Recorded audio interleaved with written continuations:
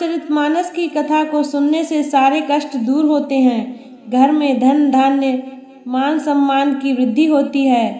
अंत में मनुष्य को मोक्ष की प्राप्ति होती है। आज की कथा है राम का गंगा पार कराना और राम जी को वाल्मीकि ऋषि के आश्रम पहुंचना। प्रिय मित्रों, कथा सुनने से पहले वीडियो को लाइक शेयर एंड सब्सक्राइब करें और कमेंट में जय श्री राम लिखें। तो चलिए आज की कथा प्रारंभ करते हैं। लक्ष्मण जी केवट को मीठे वचनों से कह रहे हैं, हे मित्र, जो सीता राम के चरणों में मन लगाते हैं वह भवसागर से पार हो जाते हैं। इस प्रकार केवट और लक्ष्मण जी को आपस में राम के गुणों का वर्णन करते हुए सवेरा हो गया। तब जगत का मंगल करने वाले गुणों के सागर जानकी माता सीता व प्रभु राम जागे। फिर नित्य शौच के बाद सभी ने गंगा स्नान किया और बड़ का दूध मंगाकर दोनों भाइयों ने अपनी जटाएं बांधी। राम लक्ष्मण दोनों भाई शिव जी के समान लगने लगे। यह दृश्य देखकर मंत्री सुमंत की आंखों में आंसू आ गए। सुमंत ने हाथ जोड़कर बड़े दुखी मन से कहा, दशरथ जी ने कहा था, सुमंत तुम रथ लेकर जाओ और मेरे प्राणों से प्यारे राम लक्ष्मण व सीता को रथ में बैठाकर गंगा स्नान कराकर फिर वापस ले आना। और कहते कहते सुमंत प्रभु राम के पैरों में गिर पड़े और उन्होंने बालकों की तरह रोना शुरू कर दिया और बोले, हे कृपा निधान, ऐसा करो जिससे अयोध्या अनाथ न हो। फिर राम ने सुमंत को उठाया और उनसे मधुर वचन बोले, हे सुमंत, आप तो धर्म की परिभाषा जानते हैं। कितने ऐसे राजा पृथ्वी पर आए जिन्होंने धर्म को नहीं छोड़ा। राजा दधीची ने धर्म के कारण कितने कष्ट सहे। वेद शास्त्र और पुराणों में लिखा है, सत्य से बड़ा कोई धर्म नहीं है। अगर आज मैं धर्म का त्याग करता हूँ तो तीनों लोकों में अपयश फैल जाएगा। पिताजी से जाकर कहना कि वह मेरी किसी बात की चिंता ना करें और लक्ष्मण की भी चिंता ना करें। तब सुमंत बोले, राम सीता जी को मेरे साथ वापस भेज दें, वह वन के कष्ट नहीं सह पाएंगी। रामचंद्र जी कहते हैं, सीता, अगर तुम वापस अयोध्या लौट जाओ तो माता पिताजी परिजन सबकी चिंता मिट जाएगी। प्राण प्रिय पति श्री राम के वचन सुनकर सीता जी बोली, हे रघुवर, आप तो करुणामय और परम ज्ञानी हैं। जरा विचार कीजिए, शरीर को छोड़कर छाया अलग कैसे रह सकती है और चांदनी चंद्रमा को त्याग कर कहाँ जा सकती है। प्रभु, आपके बिना मेरे लिए महल भी किसी काम के नहीं हैं। सीता जी ने सुमंत से हाथ जोड़कर विनती की, आप वापस लौट जाइए और अयोध्या जाकर माता पिता व सभी से मेरी तरफ से कहना वह मेरी चिंता ना करें। मेरे लिए वन भली भांति ठीक है। और यह भी कहना, मेरे पति कंधे पर धनुष बाण धारण किए हैं और साथ में देवर भी हैं, तो मुझे वन में कैसा कष्ट। सुमंत ने बहुत कहा, पर श्री राम नहीं माने तो सुमंत मन ही मन जान गए कि श्री राम की आज्ञा टाली नहीं जा सकती। धर्म की गति को कोई नहीं बदल सकता। फिर सुमंत प्रभु राम लक्ष्मण व सीता जी के चरणों में शीश नवाकर लौट आए, जैसे कोई अपना सारा धन जुए में हार कर लौटा हो। राम लक्ष्मण सीता सहित गंगा जी के किनारे पहुँचे और केवट से गंगा पार कराने को कहा तो केवट नहीं माना और वह कहने लगा, प्रभु, मैंने आपकी महिमा सुनी है। लोग कहते हैं तुम्हारे पैरों की धूल को मनुष्य बनाने वाली कोई जड़ी बूटी है। छुअत शिला भरी नारी सुहाई, पाहन तेना काठ कठिनाई। तरिनौ मुनि धनी होई जाई, बाट परही मोही ना बौड़ाई। आपके पैरों की धूल लगाने से पत्थर की शिला नारी बन गई। मेरी नाव तो काठ की है, अगर मेरी नाव उड़ गई तो मैं तो बर्बाद हो जाऊंगा। फिर मेरा परिवार कैसे चलेगा? मैं तो इसी नाव से पूरे परिवार का पालन पोषण करता हूँ। इसके अलावा मेरे पास और कोई दूसरा काम नहीं है। फिर भी तुम पार जाना चाहते हो तो पहले मैं आपके पैर धोऊंगा। पद कमल धोई चढ़ाऊ नाव नाथ उतारई चले। मोहि राम राज हुआन दशरथ शपथ सब साची कहो। बरु तीर मारहूँ लखन पै जब लगन पाई परिवार हो। तब लगन तुलसीदास नाथ कृपाल पारि उतारी हो। हे प्रभु, पहले आपके चरण धोकर नाव पर बैठाऊंगा, उसके बदले आपसे कोई रुपया पैसा नहीं लूंगा।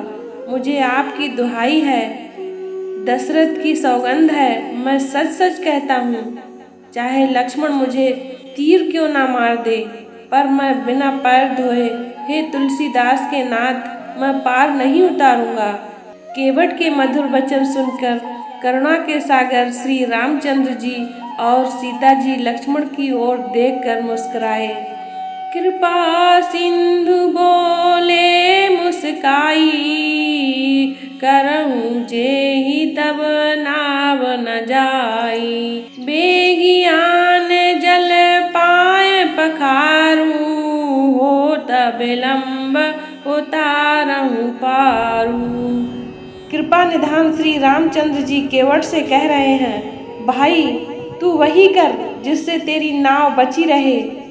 मेरे भाई जल्दी परात ला और पैरों को धो ले, जिससे तेरा संशय दूर हो जाए और हमें गंगा पार करा दे, जिसका नाम एक बार लेने मात्र से लोग भवसागर पार हो जाते हैं, और जिसने जगत को 3 पग में नाप दिया हो, वही प्रभु आज केवट से गंगा पार करने के लिए विनय कर रहे हैं। प्रभु राम के इन वचनों को सुनकर गंगा मैया मन ही मन प्रसन्न हो गईं और जगत के पालनहार की सारी लीला देख रही हैं। केवट कठौते में जल भर ले आया और प्रभु के पग धोने लगा। सभी देवता देखकर हर्षित होने लगे और आपस में चर्चा कर रहे हैं कि आज पृथ्वी पर केवट जैसी पुण्य आत्मा नहीं है। फिर चरण पखार कर उस जल को पीकर पहले अपने पितरों को भवसागर पार कराया, फिर बड़े ही आनंद पूर्वक गंगा जी के पार ले गया। निषाद राज ने पहले श्री रामचंद्र, जानकी मैया, लक्ष्मण सहित नाव से उतार कर फिर आप भी नीचे उतर आया। सभी रेती में खड़े हो गए।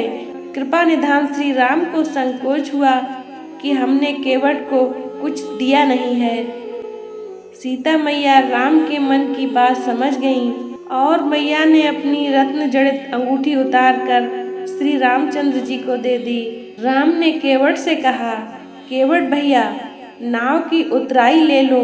केवट निषाद राज ने प्रभु राम के पैर पकड़ लिए और बोला, हे कृपा के सिंधु, आज मैंने आपको पार कराया है, कल मैं जब आऊं तो मुझे भवसागर पार करा देना।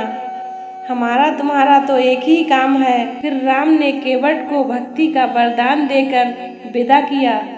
फिर प्रभु राम ने गंगा स्नान किया व शिव जी की पूजा कर उन्हें शीश नवाया। सीता जी ने गंगा मैया से कहा, हे मैया हमारा मनोरथ पूरा कीजिए। पति देवर संग कुशल बहोरी, आई करूं जेहि पूजा तोरी। सुनि सिय विनय प्रेम रस सानी, भई तब विमल बारी बरबानी। हे गंगा मैया, जब मैं अपने पति और देवर के साथ लौट कर आऊंगी तब आपकी पूजा करूंगी। सीता जी की विनय मधुर वाणी सुनकर गंगा जी के निर्मल जल से सुंदर आवाज आई, हे कृपालु रामचंद्र की प्रियतमा जानकी सुनो, तुमको जगत में कौन नहीं जानता। सभी देव आपके सामने हाथ जोड़कर खड़े रहते हैं।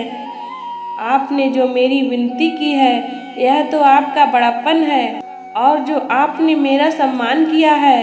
तो हे देवी जगत जननी सीता जी, आप प्रभु राम और अपने देवर लक्ष्मण के साथ वापस आएं, अवध लौटें। मैं ऐसा तुम्हें आशीर्वाद देती हूँ, तुम्हारी सारी मनोकामनाएं पूर्ण होंगी। और हे प्रभु राम की प्रियतमा, संसार में तुम्हारी यश कीर्ति फैलेगी। गंगा बचन सुनी मंगल मूला, मुदित सिय सुरी सरी अनुकूला। तब प्रभु गुहाहि कहे घर जाऊं, सुनत सुख मुख भयउ दाऊं। सीता जी ने गंगा जी के वचन अपने अनुकूल जाने, तब सीता जी मन में हर्षित हुई। फिर राम जी ने निषाद राज से कहा, भैया तुम घर जाओ। यह सुनकर केवट निषाद राज के मन में बड़ी पीड़ा हुई।